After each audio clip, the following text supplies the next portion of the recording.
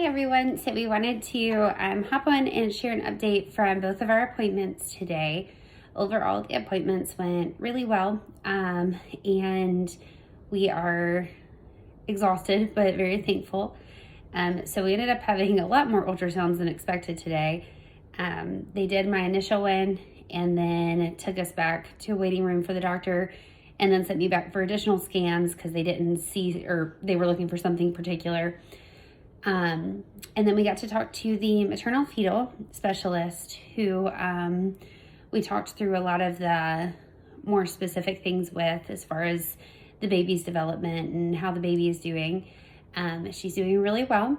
She's weighing in at 1 pound and an ounce, which is right on average for a singleton pregnancy. So she's doing really well for it being a twin pregnancy. She had a heart rate this morning of 135. And so she's just doing really well. So then the conversation transitioned to how I was doing and how I was feeling. And so we talked through some of the things that have been going on with my health and some things that, we are concerned about and looking further into, and things that there's possible options for in the future if we need it. But she told me today that if my ears had been burning, that she had been talking a lot about me, that she's been talking to other doctors and just trying to figure this out. She said, because I should be having bleeding. I should be having some of the other major common symptoms right now, and I'm not having any of those. And she said, the only thing that I can figure out is the Molar pregnancy is actually on top of the healthy baby.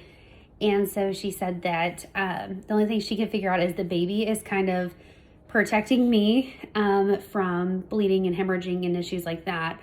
And so the placement, it has been really important. We have a different explanation for it. She may have been kind of grasping at straws about trying to figure out what was going on, but myself and Casey both believe all of your prayers over and over and over are the reason for that. And the fact that she's a physician, she's a good physician, but she's not a great physician. The great physician. Yeah, and it's, and he does talk, in case you wondered. It's crazy to think that 13 weeks ago, we were told that we didn't have a choice. We had to terminate. And we were told that all of these bad things would probably happen.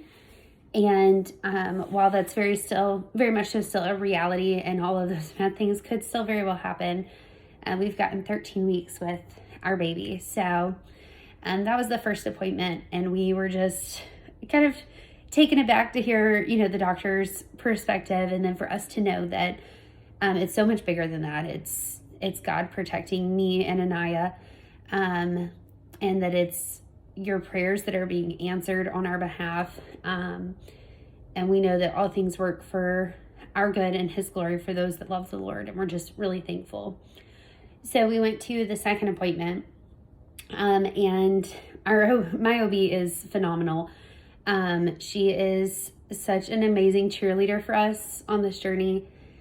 So she's the one that really is more responsible out of the two of them for like my health and my symptoms, whereas maternal fetal, from our understanding, is more of like the baby and the baby's symptoms.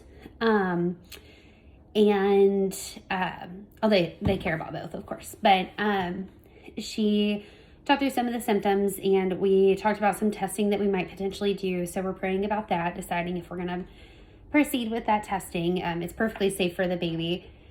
It's just a matter of whether this is the right timing and whether some other details line up.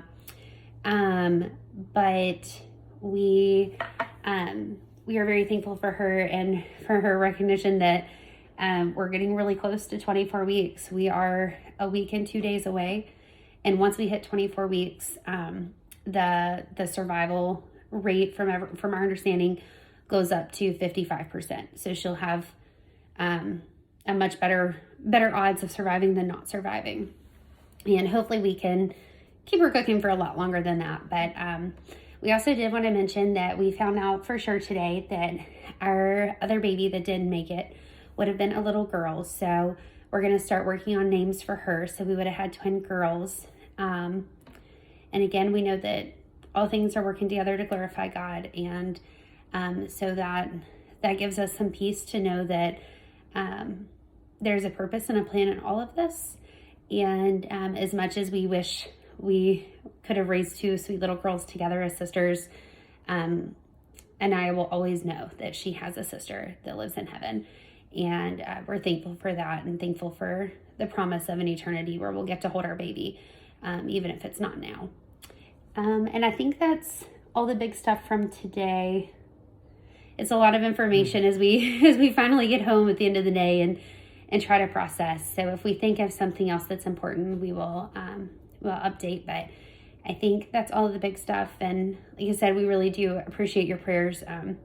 The doctors don't have an explanation for why things are going as well as they are, but we do. And we're thankful for that. So thank you so much for all your prayers and the love and the continuous support that everyone shows to Thomas and I, to our parents, and to the close people in our lives. We're very thankful.